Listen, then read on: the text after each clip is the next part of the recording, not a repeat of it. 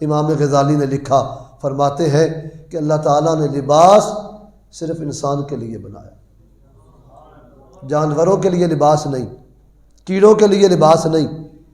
فرشتوں کے لیے بھی کوئی خاص لباس نہیں۔ ہاں فرشتے جب انسانی صورت میں آتے ہیں تو ان پر اللہ کی قدرت والا لباس ہوتا ہے۔ کئی بار صحابہ کرام نے فرشتوں کو دیکھا، وہ انسانی صورت میں آئے، حضور پاک کے پاس جبریل امین کتنی بار سائل بن کے آئے اور لباس میں آئے، سفید چٹے لباس میں آئے، تو وہ جب آتے ہیں انسانی صورت میں تو ان پر ایک خاص لباس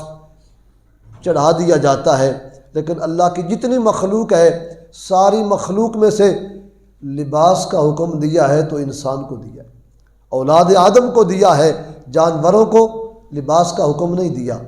جنوں کو لباس کا حکم نہیں دیا۔ مفتی احمد یار خان نے لکھا جنوں کا لباس ہے پر ہمیں معلوم نہیں کہ وہ کیسا ہے، وہ اللہ ہی جانتا ہے۔ کیوں کہ وہ آتشی مخلوق ہے، آگ والی مخلوق ہے، جہاں ان کا ماحول ان کے اپنے ماحول کے مطابق ان کے احکام ہے، پر سب سے افضل اللہ نے مخلوق میں سے انسان کو بنایا اور اس کو افضل بنا کے اس کو لباس کے احکام بیان فرما دی۔ اب لباس، اس کے بارے میں فرمایا کہ لباس اگر بندے کا حلال کی کمائی سے ہو تو اس سے جتنی عبادت کرتا ہے وہ عبادت نور علی نور ہوتی جاتی ہے۔ حضرت امام اعظم ابو حنیفہ علیہ رحمہ سے مسئلہ پوچھا گیا کہ ایک بندہ کسی کا کپڑا غصب کر کے، توجہ سے ذرا سننا مسئلہ، کسی کا کپڑا غصب چوری کر کے ڈاکے سے چھین کر اس کا مصلی بنا لے، اس لباس کو پہن لے، بات سمجھ آ رہی؟ کپڑا چوری کیا ہے یا ڈاکو تھا تو ڈاکے سے غصب کر لیا ہے، وہ کپڑا اب اس کا لباس بنا لیا، واسکٹ بنا لی، اسکر بنا لی اور اسی کپڑے کی جائے نماز بنا لی، تو اب بتاؤ جی امام صاحب اس کی نماز ہو جائے گی کہ نہیں ہو جائے گی؟ ماشاءاللہ آپ کے دل میں وہ بات آ گئی ہے جو میں کہنا چاہتا ہوں۔ میں پھر کہنا چاہتا ہوں، کسی کا غصب کیا کپڑا، کسی کا کپڑا چوری کر لیا، میں کپڑے کا نام لے رہا ہوں، آگے خود آپ پہنچ جانا۔ کپڑا چوری کیا، کسی کا کپڑا غصب کیا، اس سے لباس بنایا، اس سے مصلی بنایا جس پہ کھڑے ہو کے 8 رکعت نماز تہجد ادا کی، پوچھا امام صاحب سے تو فرمایا نہیں ہوگی۔ کیوں؟ فرمایا صرف کپڑے کی بات نہیں، جس بندے کے پاس پیسہ حرام کا ہو، کاروبار ٹھیک نہ ہو، بات سمجھو نا، کاروبار ٹھیک نہ ہو، حرام کی کمائی ہو، رشوت کا پیسہ ہو، سودی کاروبار ہو، کسی کا حق مار کے بڑا پاپولر بن گیا ہے، بڑے پیسے ہیں جی پر حق کسی کا مارا ہوا ہے، ساری زندگی دبا دبا کے رکھا ہے، کسی کا حق مار کے وہ کپڑا بے شک مکے سے لے کے آئے یا مدینے سے لے کے آئے، تو جو کسی کا حق مارا ہوا مال تھا اس سے خریدے ہوئے کپڑے سے نماز، اوڑی بولے ہو نا بھائی، کدھر مسئلہ اور نہ ہو جائے، مسئلہ وہی ہے جو آپ نے کر دیا ہے۔ اب اس کی تشریحات ہیں میرے بھائیوں، جس دین میں لباس کی اتنی احتیاط رکھی گئی، او پیاریوں اس دین میں خوراک کا کتنا بندوبست کیا ہو گیا۔ لباس صاف ہوگا تو عبادت منظور ہوگی، لباس حلال کا ہوگا تو عبادت مقبول ہوگی۔ یہ تو اوپر والا معاملہ ہے، اور خوراک اوپر نہیں رہتی اندر جاتی ہے، تو فرمایا جس کی خوراک بھی اچھی ہو،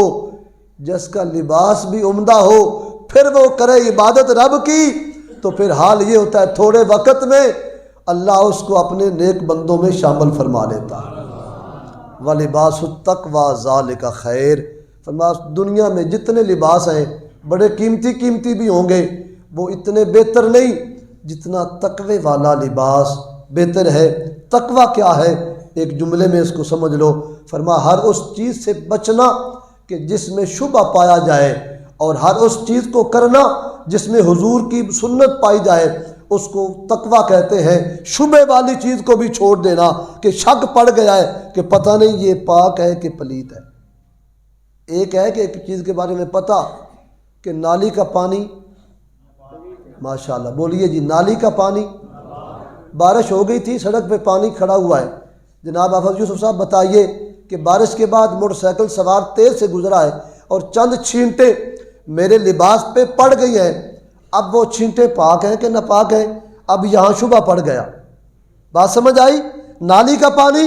بالکل پلید، بارش کے بعد سڑک پہ کھڑا پانی، اس پہ سواریاں گزر رہی ہیں، جانور گزر رہے ہیں، موٹر سائیکل سوار تیز سے گزرا اور وہ چند چھینٹیں کپڑے لباس پہ پہنچ گئی۔ اب شریعت والوں سے پوچھا، اہل شریعت نے جو مسئلہ بتایا وہ تو ہے اپنی جگہ پہ، پر اہل تقویٰ نے کہا اس کے ہوتے ہوئے بھی نماز نہیں ہوتی، یہ ہے تقویٰ۔ تو فرمایا وَلِبَاسُ التَّقْوَىٰ ذَلِكَ خیر، اے میرے بندو سب سے بہترین لباس تقوی کا ہے، اور جس کو تقوی کا لباس مل جاتا ہے وہی اللہ کی نشانی والا ہو جاتا ہے۔ ذَلِكَ مِنْ آیات اللہ، یہ تقوی کا لباس اللہ کی نشانیوں میں سے ایک نشانی۔ اب اس پر ظاہری اعتبار کے حوالے سے بھی ایک چیز کا ذکر آ گیا تھا کہ لباسًا یواری سوآتکم وریشا، یہ ریش کہا گیا ہے، اور ریش یہ بھی ایک لباس کی قسم ہے۔ فرمایا جس طرح جانور کے لیے بال ضروری ہیں اسی طرح انسان کے لیے زینت ضروری ہے، بات سمجھ آئی؟ جانور پرندہ اس کے لیے بال ضروری ہیں،